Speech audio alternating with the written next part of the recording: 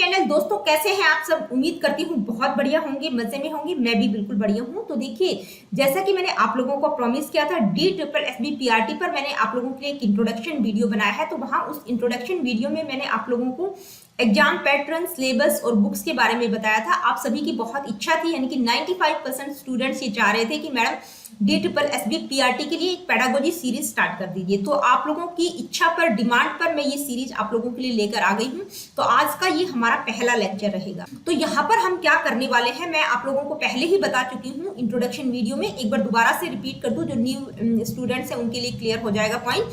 क्योंकि यहाँ पर हम DSSB-PRT, ठीक है, PRT का जो सब्जेक्ट स्पेसिफिक सेक्शन रहेगा, सेक्शन 2, जो कि 100 मार्क्स का रहेगा, जिसमें 100 नंबर की जो है 100 नंबर की पेडागोजी आप लोगों से पूछी जाएगी।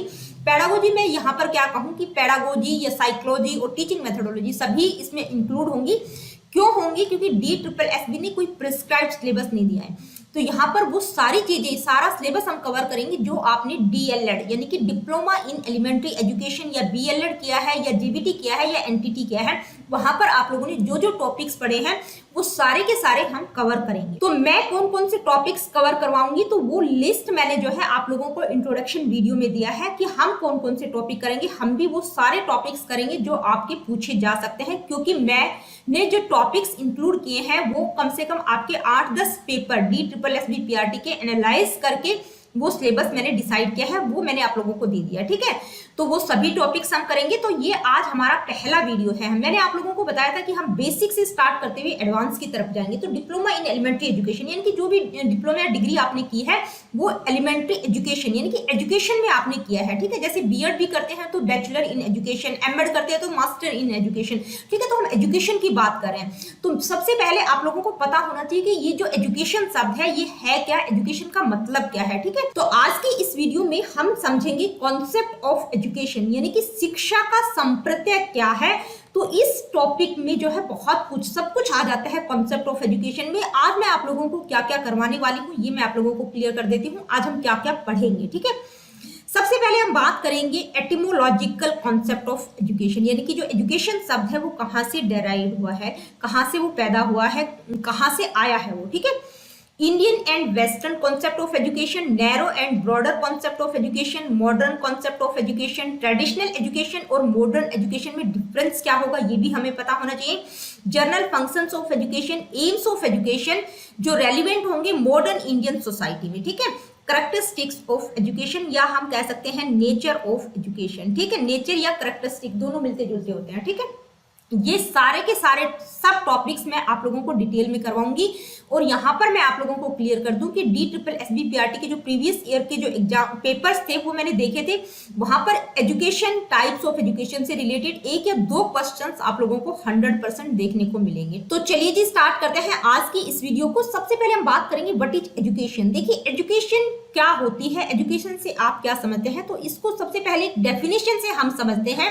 डेफिनेशन जो ली है वो मैंने ली है नेल्सन मंडेला की, जो साउथ अफ्रीकन जो है पॉलिटिशियन और एक्टिविस्ट हैं।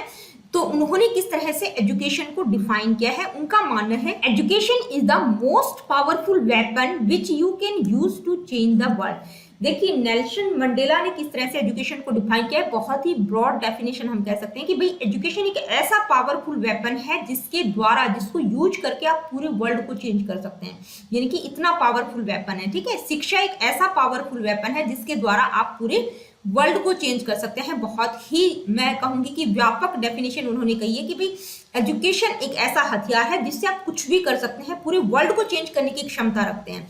तो एजुकेशन के बारे में अगर हम बेसिक इंट्रोडक्शन की बात करें तो एजुकेशन क्या है, एजुकेशन एक इंपॉर्टेंट और पावरफुल इंस्ट्रूमेंट है। इंस्ट्रूमेंट का मतलब साधन है जिसके द्वारा किसी भी ह्यूमन बीइंग के व्यवहार को शेप दिया जा सकता है, आकार दिया जा सकता है, उसको डिजायरेबली मोल्ड किया जा सकता है, यानी कि वांछित दिशा में उसको आप मतलब रूप दे सकते हैं, आकार दे सकते हैं, जैसा चाहे आप उसको बना सकते हैं एजुकेशन के द्वारा। तो एजुकेशन क्या है, एजुकेशन एक रूट कोज है हर तरह के चेंजेज के लिए। किस तरह के चेंजेज, चाहे सोशल चेंजेज हो, कल्चरल हो, स्पिरिचुअल हो, पॉलिटिकल हो, इकोनॉमिक हो, यानी कि किसी भी तरह के चेंजेज के लिए एजुकेशन क्या है, एक रूट कॉज होती है। ठीक है, तो अब एजुकेशन के बारे में हम बेसिक से समझेंगे कि भाई ये जो एजुकेशन शब्द है ये कहाँ से आया है, ठीक है, कौन सी भाषा का शब्द है, इसका मतलब क्या है। तो सबसे पहले हम बात करेंगे इटिमोलॉजिकल कॉन्सेप्ट ऑफ एजुकेशन। इटिमोलॉजिकल का मतलब ये कहाँ से उत्पन्न हुआ है, इसकी व्युत्पत्ति कहाँ से हुई है, कहाँ से इसकी उत्पत्ति हुई है, कहाँ से डेराइव हुआ है, इसकी हिस्ट्री क्या है, यानी कि इसका शाब्दिक अर्थ क्या होगा। ठीक है, तो एजुकेशन जो शब्द है इटोमोलॉजिकली अगर हम बात करें तो ये जो शब्द है कहाँ से डेराइव हुआ है, लैटिन भाषा का शब्द है। कौन सी भाषा का शब्द है, बहुत इंपॉर्टेंट बात है यहाँ पर बता रही हूँ, क्योंकि जो एक एक शब्द मैं बोल रही हूँ उसको बड़ा ध्यान से सुनिएगा। ठीक है, लैटिन भाषा का शब्द है, ये पूछा जा सकता है कौन कौन से वर्ड से ये डेराइव हुआ है, एडुकेयर, एडुशियर और एडुकेटम। देखिए आप लोग इसको एजुकेयर, एजुशियर और एजुकेटम भी बोल सकते हैं। जैसे कुछ लोग, मैं एजुकेशन बोलती हूँ, इसी तरह से कुछ लोग एजुकेशन भी बोलते हैं। ये प्रोनाउंसिएशन का डिफरेंस है, तो इसमें पजल नहीं होना है। ठीक है, क्योंकि मेरे मुंह से एजुकेशन ही निकलता है। तो एजुकेशन जो है लैटिन भाषा का शब्द है और 3 शब्दों से डेराइव्ड हुआ है। कहाँ से, कौन कौन से 3 शब्द है, एडुकेयर, एडुशियर और एडुकेटम। तीनों शब्दों का आपको पता होना चाहिए, क्योंकि ये जो क्वेश्चन इंट्रोडक्शन वीडियो में भी मैंने डाला हुआ है, ये इस टाइप का क्वेश्चन पूछा गया है कि जो एजुकेशन शब्द की उत्पत्ति कौन से शब्द से हुई है। ठीक है, अगर आप लोगों को तीनों ही ऑप्शन में दे रखे हैं और ऑल ऑफ द अबव का ऑप्शन है तो आप तीनों ही टिक करेंगे। अगर आपको इनमें से एक भी दिखता है तो आप उसी एक को टिक करेंगे, क्योंकि 3 ऑप्शन गलत होंगे। तो ये आपको ध्यान में रखना है, एडुकेयर, एडुशियर और एजुकेटम। एडुकेटम हम कह सकते हैं। तो अब आपको क्या पता होना चाहिए कि भाई ये जो 3 शब्द है ना, इनका मतलब क्या होगा। ठीक है, इनका मीनिंग क्या होगा, ये भी आपसे पूछा जा चुका है। DSSB PRT में मैंने क्वेश्चन देखा है। एडुकेयर का मतलब क्या होता है, ये मीनिंग पूछ लेगा आपसे। ठीक है, कि इसका क्या मतलब है, इनमें से कोई भी आपको ऑप्शन दे देगा, टू ब्रिंग अप हो या टू नरिश हो। तो इस एडुकेयर का मतलब क्या है, टू ब्रिंग अप और टू नरिश, यानी कि पालन पोषण करना है। एडुशियर का मतलब क्या है, टू ब्रिंग फोर्थ और टू ड्रैग आउट, या इसको हम ड्रॉ आउट भी कह सकते हैं। ठीक है, कोई भी मीनिंग आपको दे सकता है, यानी कि बाहर निकालना। एडुकेटम का क्या मतलब है, एडुकेटम का मतलब एक्ट ऑफ टीचिंग और ट्रेनिंग, यानी कि पढ़ने और सिखाने की जो क्रिया होती है उसको हम एडुकेटम कहते हैं। अब इसमें जो है 2 कंपोनेंट है, कौन कौन से, ई और दूसरा है ड्यूको। अब ये भी आपसे पूछा जा सकता है कि इसमें जो एडुकेटम शब्द है इसमें 2 कंपोनेंट है, ई और ड्यूको। तो ई का क्या मतलब है, ड्यूको का क्या मतलब है। तो ई जो कंपोनेंट है उसका मतलब है movement from inward to outward, यानी कि अंदर से बाहर की तरफ मूवमेंट। ठीक है, अंदर से बाहर की तरफ बढ़ना। और ड्यूको का क्या मतलब है, डेवलपिंग या प्रोग्रेसिंग, यानी कि विकास होना या प्रगति होना। किस चीज का, अंदर से बाहर की तरफ विकसित होना या प्रगति करना। तो इसका क्या मतलब है। अब बात आती है कि अंदर से बाहर की तरफ बढ़ना या आगे बढ़ना या प्रगति करना, इसका क्या मतलब है। तो देखिए इसका मतलब है कि बच्चे के अंदर जन्मजात कुछ मतलब ऐसी प्रवृत्तियां होती हैं, उनको बाहर की तरफ विकसित करना। वो विकसित कब होंगी, जब बच्चे को प्रॉपर इन्वायरमेंट मिलेगा, यानी कि अच्छा वातावरण मिलेगा, तो जो उसकी जो जन्मजात शक्तियां हैं उनको ग्रो करने का अच्छा मतलब वो अच्छे से विकसित हो पाएंगी। अगर इन्वायरमेंट अच्छा नहीं मिला तो वो अवांछित दिशा की तरफ भी जा सकती हैं, गलत डायरेक्शन की तरफ भी बच्चा जा सकता है। तो क्या है एजुकेशन का मतलब या एजुकेटम का मतलब क्या है कि भाई बच्चे के अंदर जो जन्म से जन्मजात प्रवृत्तियां हैं उनको बाहर की तरफ विकसित करना। तो ये था इसका शाब्दिक मतलब क्या होगा, मतलब जो ये एजुकेशन शब्द है उसका मतलब क्या होगा। अब कई बार क्या होता है शिक्षा शब्द भी वो दे देता है हिंदी में, ठीक है, शिक्षा शब्द। तो शिक्षा शब्द पूछ सकता है कि भाई जो शिक्षा शब्द है वो कहाँ से डेराइव हुआ है। तो जो शिक्षा शब्द है वो कौन सी भाषा का शब्द है, वो संस्कृत भाषा का शब्द है और संस्कृत भाषा की शिक्ष धातु से निकला है। शिक्ष धातु में आ प्रत्यय लगने से निकला है, यानी कि शिक्ष धातु से। और शिक्ष का मतलब क्या है, पढ़ने और पढ़ाने की क्रिया या सीखने और सिखाने की क्रिया। तो मतलब तो सेम ही है, लेकिन वो कई बार पूछ लेता है शिक्षा शब्द, ठीक है। इसी तरह से अगर आप लोगों से विद्या शब्द पूछा जा सकता है कि जो विद्या शब्द है वो भी संस्कृत भाषा की विद धातु से निकला है। विद्य का मतलब होता है जानना, नॉलेज। तो इटोमोलॉजिकल मतलब यानी कि एजुकेशन का क्या मतलब होगा, अगर प्रॉपर एजुकेशन शब्द दिया हुआ है, या कई बार शिक्षा शब्द भी पूछ लेता है कि जो शिक्षा शब्द है हिंदी में जो हम यूज करते हैं शिक्षा शब्द, वो कौन सी भाषा का शब्द है। तो ये दोनों ही आपको पता होना चाहिए। अब हम आगे बढ़ते हैं, क्या बात करेंगे, इंडियन और वेस्टर्न कॉन्सेप्ट ऑफ एजुकेशन, यानी कि इंडिया में और जो पाश्चात्य सभ्यता के लोग हैं, यानी कि जो इंडिया के स्कॉलर या साइकोलॉजिस्ट हैं, उन्होंने किस तरह से एजुकेशन को डिफाइन किया है, और जो वेस्टर्न यानी कि पाश्चात्य सभ्यता के जो वेस्टर्न स्कॉलर्स हैं उन्होंने जो है एजुकेशन को किस तरह से डिफाइन किया। ये डेफिनेशंस मैंने बहुत सारी इंक्लूड कर दी हैं, सभी डेफिनेशंस को पढ़ना मेरा मकसद नहीं है, इंक्लूड इसलिए की है क्योंकि जो स्टूडेंट बीएड एमएड करते हैं तो उनको ये डेफिनेशंस भी इंक्लूड करनी होती हैं। तो देखिए यहाँ पर अगर हम इंडियन कॉन्सेप्ट की बात करें तो ऋग्वेद क्या है, बहुत ही प्राचीन वेद हम कहेंगे, यानी कि 4 वेद हैं, ऋग्वेद, सामवेद, यजुर्वेद और अथर्ववेद। तो ऋग्वेद में जो है किस तरह से एजुकेशन को डिफाइन किया गया है, ऋग्वेद में कहा गया है कि education is that which makes a man self reliant and selfless, यानी कि एजुकेशन वो है जो व्यक्ति को सेल्फ रेलिएंट, आत्मविश्वासी और सेल्फलेस, निस्वार्थ बनाती है, वही एजुकेशन है। उपनिषद में क्या कहा गया है, यानी कि उपनिषदों में किस तरह से एजुकेशन को डिफाइन किया गया है, whose end product is salvation, यानी कि आपसे पूछा जा सकता है कि भी साल्वेशन की बात किसके द्वारा की गई, क्यों, क्योंकि कई बार पेपर में डायरेक्ट डेफिनेशन ही दे दी जाती है और आपको 3 या 4 ऑप्शन मिलेंगे। अगर आपको डेफिनेशन आती होगी, कुछ इंपॉर्टेंट डेफिनेशन जो होती है ना वो आपको देखने को मिल सकती हैं, ठीक है, यानी कि किसी का अच्छा वाला थॉट होता है तो वो आपको देखने को मिल जाता है, तो आपको पता होना चाहिए। ये इंपॉर्टेंट डेफिनेशंस यहाँ पर मैंने इंक्लूड किया है, यानी कि उपनिषदों में क्या कहा है, and whose end product is salvation, यानी कि मुक्ति की तरफ ले जाती है, निर्वाण ही एजुकेशन का मुख्य लक्ष्य है, ठीक है। इसी तरह से आप कौटिल्य की डेफिनेशन देख सकते हैं। इसके बाद है गांधी जी की डेफिनेशन। देखिए गांधी जी की डेफिनेशन ब्रॉड डेफिनेशन है, उन्होंने किस तरह से एजुकेशन को डिफाइन किया है। उनका मानना है कि भाई एजुकेशन क्या होती है, एजुकेशन का मतलब बच्चे या व्यक्ति के जो शरीर, मन और आत्मा में जो कुछ बेस्ट है उसको ड्रॉ आउट करना, उसको बाहर निकालना ही एजुकेशन है, ठीक है। आगे जाकिर हुसैन की आप देख सकते हैं। तो ये इंडियन कॉन्सेप्ट की हम बात करें, आगे ये क्या है, ये वेस्टर्न कॉन्सेप्ट है, यानी कि पेस्टोलॉजी हो गया, रूसो हो गया, फ्रॉबेल हो गया, इन्होंने किस तरह से एजुकेशन को डिफाइन किया है। ये 2-4 डेफिनेशन मैंने यहाँ पर इंक्लूड किया। अब वेस्टर्न कॉन्सेप्ट में जो है हम पेस्टोलॉजी की जो डेफिनेशन है ना उसको बहुत अच्छा माना गया है, बहुत बैलेंस डेफिनेशन उन्होंने दी है। पेस्टोलॉजी क्या कहते हैं, education is natural, harmonious and progressive development of man's innate powers. देखिए उन्होंने क्या कहा है कि भाई मैन यानी कि व्यक्ति की जो आंतरिक प्रवृत्तियां हैं, इनेट पावर्स हैं, आंतरिक शक्तियां हैं, उनका नेचुरल, पहली बात क्या बोली है, नेचुरल डेवलपमेंट, दूसरा है हार्मोनियस डेवलपमेंट और तीसरा है प्रोग्रेसिव डेवलपमेंट। तो यहाँ पर आपको इन तीनों का मतलब पता होना चाहिए, ठीक है। नेचुरल डेवलपमेंट का मतलब जो डेवलपमेंट है वो एक नेचुरल प्रक्रिया होती है, यानी कि हर बच्चा ये 3-4 स्टेजेस होती है उन सबको पार करता है, यानी कि हर बच्चा पहले इन्फेंसी स्टेज में आएगा, उसके बाद चाइल्डहुड, एडोलेसेंस, एडल्टहुड, ठीक है। तो एक नेचुरल डेवलपमेंट है, ये सभी स्टेजेस सबको पार करनी पड़ती है। हार्मोनियस डेवलपमेंट का मतलब क्या है, हार्मोनियस का मतलब सामंजस्य पूर्ण विकास। अब सामंजस्य या हार्मोनियस का मतलब है कि भाई बच्चे का सिर्फ कॉग्निटिव डेवलपमेंट की बात उन्होंने नहीं की है, उसका फिजिकल, इमोशनल, सोशल सभी तरह का जो डेवलपमेंट होगा वो बैलेंस होना चाहिए, हार्मोनियस होना चाहिए। तीसरी बात उन्होंने की प्रोग्रेसिव डेवलपमेंट। प्रोग्रेसिव का मतलब आगे की तरफ बढ़ रहा है, यानी कि नीचे से ऊपर की तरफ जाना, यानी कि आंतरिक प्रवृत्तियां जो है आगे की तरफ ग्रो करें, ठीक है। इसके बाद रूसो की डेफिनेशन आप देख सकते हैं, यानी कि उन्होंने नेचुरल इन्वायरमेंट पर बहुत ज्यादा, प्राकृतिक वातावरण की बात उन्होंने की है, यानी कि प्रकृतिवाद की ही बात उन्होंने, यानी कि प्रकृतिवाद जो दिया गया है वो रूसो से रिलेटेड है, ठीक है।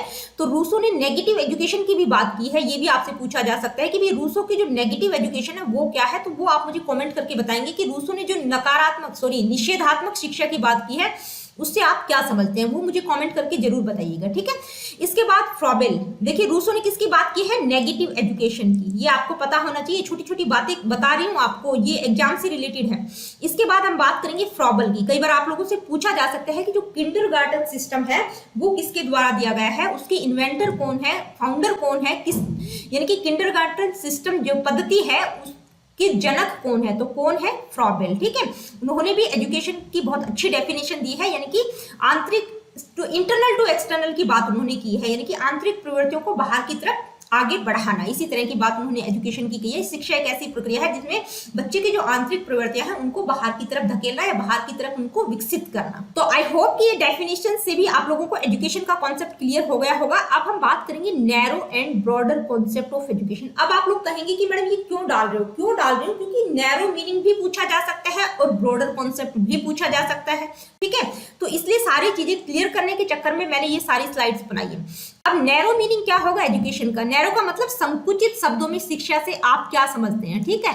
संकुचित अर्थ कहेंगे हम, नैरो मीनिंग का मतलब संकुचित। तो देखिए अगर हम नैरो मीनिंग की बात करें तो एजुकेशन से आप क्या समझते हैं? नैरो मीनिंग का मतलब संकुचित शब्दों में अगर हम शिक्षा को डिफाइन करना चाहें तो भाई शिक्षा जो है बच्चा तब जब स्कूल जाना शुरू करता है तब से उसकी शिक्षा शुरू हो जाती है, और कब कंप्लीट कर लेता है? जब उसका स्कूल कॉलेज यूनिवर्सिटी यानी कि जब वो अपनी यूनिवर्सिटी कंप्लीट कर लेता है, जो उसकी फॉर्मल एजुकेशन पूरी हो जाती है, तो उसी को कहेंगे कि भाई उसने अपनी शिक्षा पूरी कर ली है। ठीक है, तो ये क्या है? ये नैरो मीनिंग है, यानी कि स्कूल से लेके यूनिवर्सिटी लेवल तक की जो होगी वही शिक्षा है, जिसमें बच्चे में क्रिटिकल थिंकिंग और problem solving, decision making powers को डेवलप किया जाता है। ठीक है, तो संकुचित अर्थों में सिर्फ शिक्षा को हम यही कहेंगे। अगर ब्रॉडर मीनिंग की बात करूं तो ब्रॉडर क्या होगा? देखिए ब्रॉडर का मतलब व्यापक।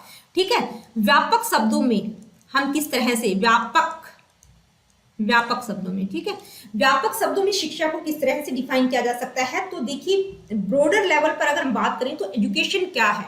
एजुकेशन का मतलब बच्चे में जो नॉलेज और स्किल्स को ही डेवलप नहीं करना है, इसके अलावा बच्चे में वैल्यूज, एटीट्यूड और बिहेवियर जो कि एक इंडिविजुअल के लिए बहुत जरूरी है समाज में रहने के लिए, तो इन सारी चीजों का डेवलपमेंट, कहने का मतलब है all round development of the child, यानी कि उसका फिजिकल डेवलपमेंट भी अच्छा होना चाहिए, उसका social development, emotional development, moral development, ये सारे एस्पेक्ट्स उसमें आ जाएंगे।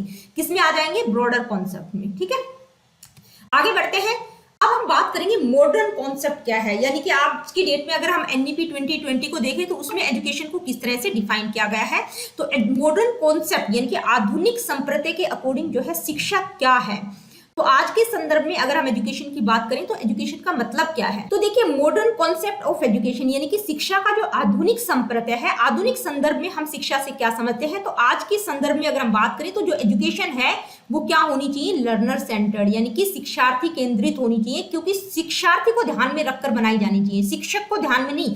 क्योंकि ट्रेडिशनल एजुकेशन क्या कहती है?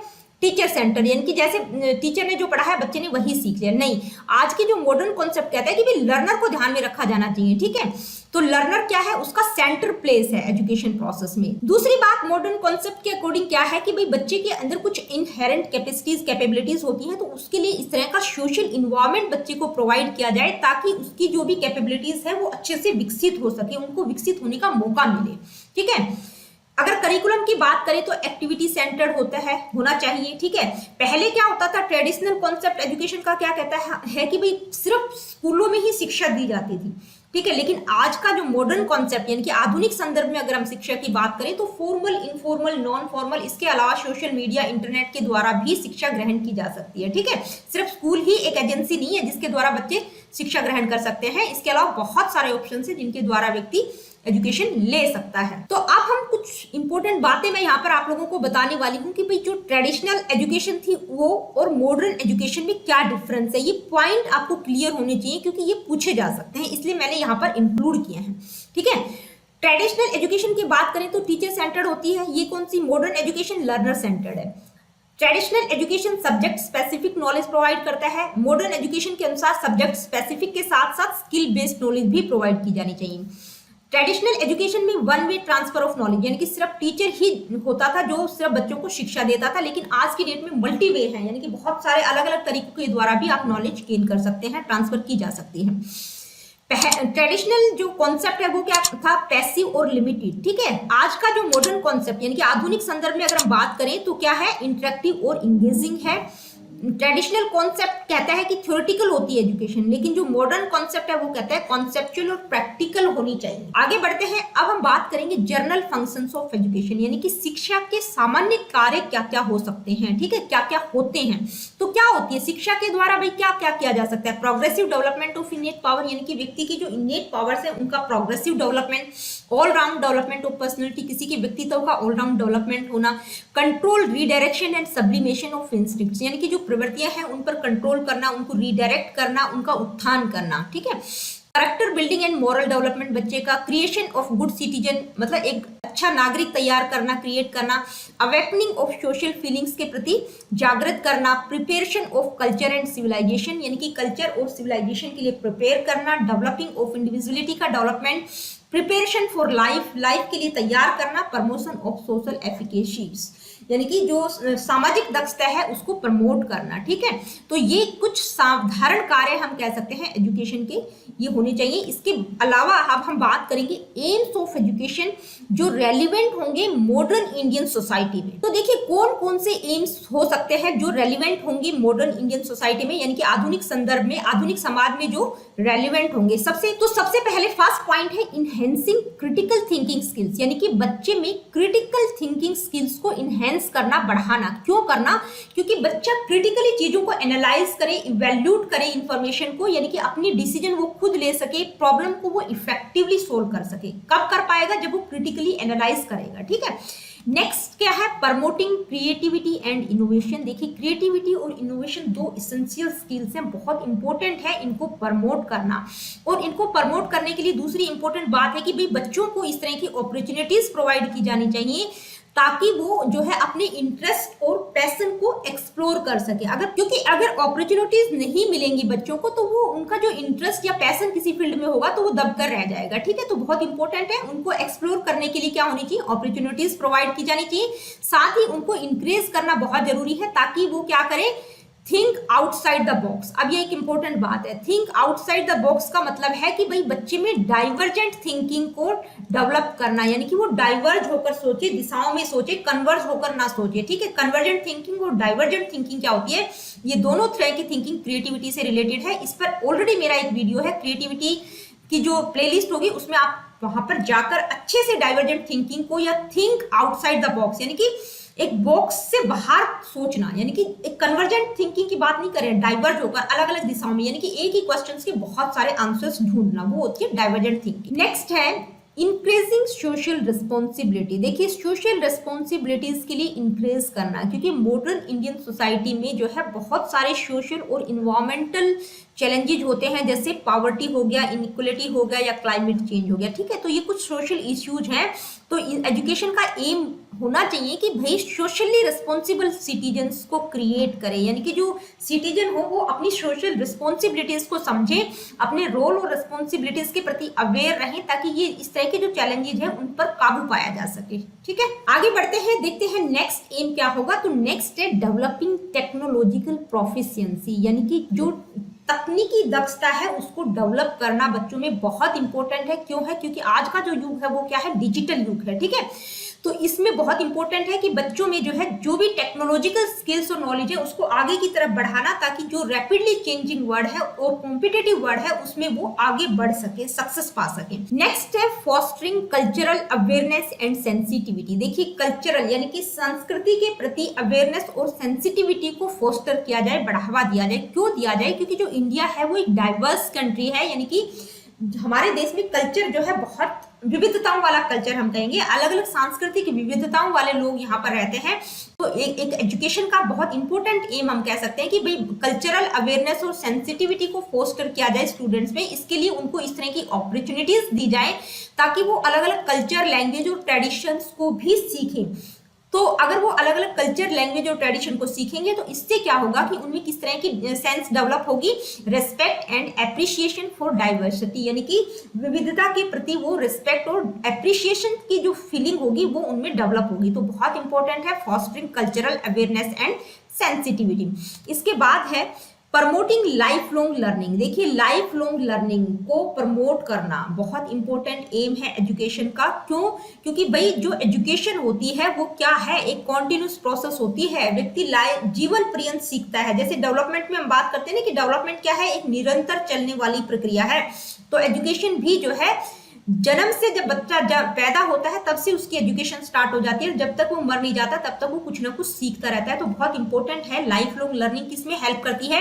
यानी कि हर इंडिविजुअल की, क्योंकि वो न्यू सिचुएशंस में अपने आप को अडेप्ट कर सकता है, अपने आप को अनुकूलित कर सकता है न्यू सिचुएशंस और चैलेंजेस के प्रति, और उसके कैरियर के लिए भी रेलिवेंट रहेगी। और जो भी उसका ग्रोथ और डेवलपमेंट होगा एज ए इंडिविजुअल, उसका ग्रोथ और डेवलपमेंट होगा वो भी कंटिन्यू रहेगा। तो लाइफ लॉन्ग लर्निंग को प्रमोट करना ये भी एजुकेशन का एक इंपॉर्टेंट एम है जो कि रेलिवेंट होगा मॉडर्न इंडियन सोसाइटी में। तो ये कुछ एम्स हमने पढ़े। अब हम बात करेंगे कैरेक्टरिस्टिक्स ऑफ एजुकेशन, या हम कह सकते हैं नेचर ऑफ एजुकेशन, या नेचर एंड कैरेक्टरिस्टिक दोनों भी कह सकते हैं। ठीक है।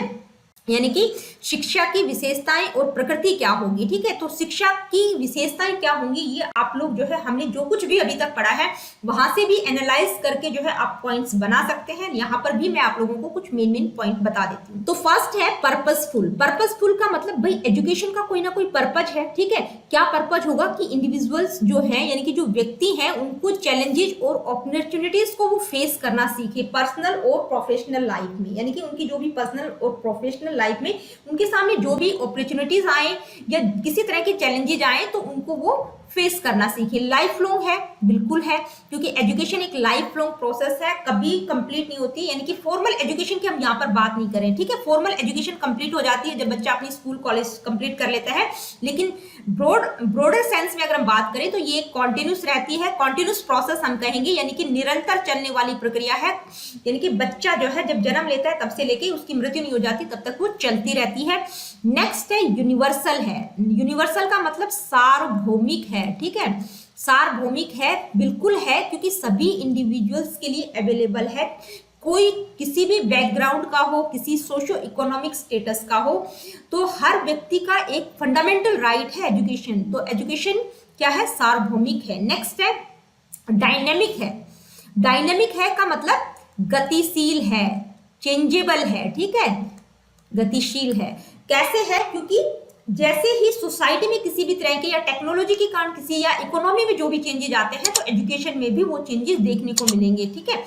Education is modification of behaviour. बिल्कुल, एजुकेशन के द्वारा व्यक्ति के व्यवहार में क्या आता है, मॉडिफिकेशन आता है, इंप्रूवमेंट आता है, ठीक है। आगे बढ़ते हैं। नेक्स्ट क्या है, देखिए यहाँ पर ये दो जो करेक्टरिस्टिक्स है ना बहुत इंपॉर्टेंट है, इनको आप अच्छे से समझिएगा। मैं जो मेन चीजें आप लोगों को बता रही हूँ उनको ध्यान में रखिएगा, क्योंकि सब चीजें लिखना बहुत मुश्किल है, ठीक है। तो जो मैं समझा रही हूँ उसको समझिएगा। Education is bipolar process. आपके एग्जाम के हिसाब से मैं आपको चीजें बता रही हूँ कि भाई जो एजुकेशन है वो एक बायपोलर प्रोसेस है। बायपोलर को हम क्या कहेंगे, जिसके 2 पोल्स होंगे, ठीक है। ट्राइपोलर का मतलब होता है जिसके 3 पोल्स होंगे। तो सबसे पहले बात करते हैं बायपोलर प्रोसेस, यानी कि द्विध्रुवीय प्रक्रिया है ये, जिसके 2 पोल्स होंगे, ठीक है। तो ये बात किसने कही है आपको पता होना चाहिए। आपके एग्जाम में, आपके पेपर में क्वेश्चन आ सकता है कि बायपोलर प्रोसेस की बात किसके द्वारा की गई है, किसके द्वारा की गई है, जॉन एडम्स, ठीक है। इन्होंने कहा है कि एजुकेशन के 2 पोल होंगे। कौन कौन से, एक तो होगा टीचर और दूसरा होगा स्टूडेंट, ठीक है। तो इसमें क्या होगा, जो बायपोलर प्रोसेस है, in which one personality act on another to modify the development of the other person. यानी कि जो 2 व्यक्ति होंगे, एक प्रभावित करने वाला होगा, दूसरा प्रभावित होने वाला होगा, ठीक है। तो जो प्रभावित करेगा वो कौन होगा, टीचर होगा, और जो प्रभावित होंगे वो कौन होंगे, जो स्टूडेंट्स होंगे, वो प्रभावित होने वाली पर्सनैलिटी होगा, ठीक है। तो इसकी बात, बायपोलर प्रोसेस की बात जॉन एडम्स के द्वारा की गई है। इसके अलावा आपको एक और पता होना चाहिए कि बायपोलर प्रोसेस की बात जो है रॉस के द्वारा भी की गई है, ठीक है। रॉस ने भी कहा है कि एजुकेशन क्या है, एक बायपोलर प्रोसेस है। तो ये 2 साइकोलॉजिस्ट है, ध्यान में रखिएगा। इसके बाद बात करते हैं, एजुकेशन इज अ ट्राइपोलर, यानी कि एजुकेशन 3 डायमेंशनल भी कह सकते हैं या ट्राइपोलर, 3 ध्रुवीय प्रक्रिया है, ठीक है। इसके 3 डायमेंशंस होंगे। कौन कौन से होंगे, देखिए ये बात किसने कही है और कौन कौन से 3 डायमेंशंस की बात की गई है, ये आपको पता होना चाहिए। तो सबसे पहले किसने कहा है, जॉन डीवी ने। और एक और ट्राइपोलर प्रोसेस की बात किसके द्वारा की गई है, ये भी आपको पता होना चाहिए, किसने कही है, रायबर्न। अब बात करते हैं कि भी जॉन डीवी ने कौन से 3 पोलर की बात की है, यानी कि कौन कौन से 3 पोल होंगे एजुकेशन के। तो उन्होंने कहा है कि भाई टीचर और स्टूडेंट तो होगा ही होगा, ठीक है। जो थर्ड बात उन्होंने कही है, सोसाइटी की बात उन्होंने कही है, या सोशल इन्वायरमेंट हम किसको कह सकते हैं, ठीक है। उनका मानना है कि टीचर और स्टूडेंट के अलावा जो सोसाइटी है वो बहुत इंपॉर्टेंट है। क्यों है, क्योंकि society which will determine the AIIMS, contents and methods of teaching. क्योंकि जिस सोसाइटी में रहते हैं तो उसी के अकॉर्डिंग जो भी मतलब एजुकेशन के एम्स, कंटेंट और जो मेथड होंगे वो सोसाइटी के अकॉर्डिंग होंगे, ठीक है। तो सोसाइटी का अहम रोल उन्होंने कहा है। अब जो ट्राइपोलर प्रोसेस की बात की है, रायबर्न ने भी की है। उन्होंने कौन से 3 पोल बताए हैं ये भी आपको पता होना चाहिए। तो टीचर और स्टूडेंट तो है ही 2, ठीक है। इसके अलावा रायबर्न ने क्या कहा है, उन्होंने कहा है सिलेबस, ठीक है। तीसरा जो पोल है उन्होंने कहा है सिलेबस, या हम कह सकते हैं पाठ्यचर्या, ठीक है, पाठ्यचर्या या सिलेबस। उन्होंने कहा है कि भाई एजुकेशन एक ट्राइपोलर प्रोसेस है और उसके जो 3 पोल होंगे, 3 ध्रुवीय प्रक्रिया किस तरह से है, इसमें टीचर, स्टूडेंट और सिलेबस होगा। यानी कि टीचर किसको पढ़ाएगा, स्टूडेंट्स को, और क्या पढ़ाएगा, सिलेबस कंप्लीट करवाएगा। तो उन्होंने ये 3 पोल की बात की है। ये चीजें जो है मैं आपको एग्जाम के पॉइंट ऑफ व्यू से आपको बता रही हूँ। नेक्स्ट है वैल्यू ड्रिवन। देखिए एजुकेशन क्या होती है, वैल्यू ड्रिवन होती है, यानी कि वैल्यूज को इंस्टॉल करती है, वैल्यूज और एटीट्यूड को इंस्टॉल करती है ताकि जो है लोगों का पर्सनल और सोशल डेवलपमेंट हो सके। ठीक है, वैल्यूज कौन कौन सी हो सकती है, जैसे रिस्पेक्ट है, रिस्पॉन्सिबिलिटी है, ऑनेस्टी है, इम्पैथी है। ठीक है, तो ये कुछ इंपॉर्टेंट कैरेक्टरिस्टिक्स यहाँ पर थी। तो दोस्तों आज की वीडियो में इतना ही। अगली वीडियो में हम बात करेंगे टाइप्स ऑफ एजुकेशन और उसके साथ ही एक दूसरा टॉपिक भी डिस्कस करेंगे कि यानी कि एजुकेशन से मिलती जुलती कुछ टर्म्स है, उनमें क्या डिफरेंस होता है, वो मैं आपको कल की वीडियो में बताऊंगी। तो मिलती हूँ आप लोगों से अपनी अगली वीडियो में। Really good, take care of yourself. देखिए अगर वीडियोस आप लोगों के लिए इंफॉर्मेटिव है, हेल्पफुल है, तो please like, share and do subscribe the education classes. ये बिल्कुल फ्री है और बिल्कुल क्वालिटेटिव वीडियोस में यहाँ पर आप लोगों को प्रोवाइड कर रही हूँ। किसी प्रकार का क्वेश्चन, क्वेरीज या कमेंट, आप कुछ कहना चाहते हैं, कुछ पूछना चाहते हैं, कुछ फीडबैक देना चाहते हैं, do comment in the comment section.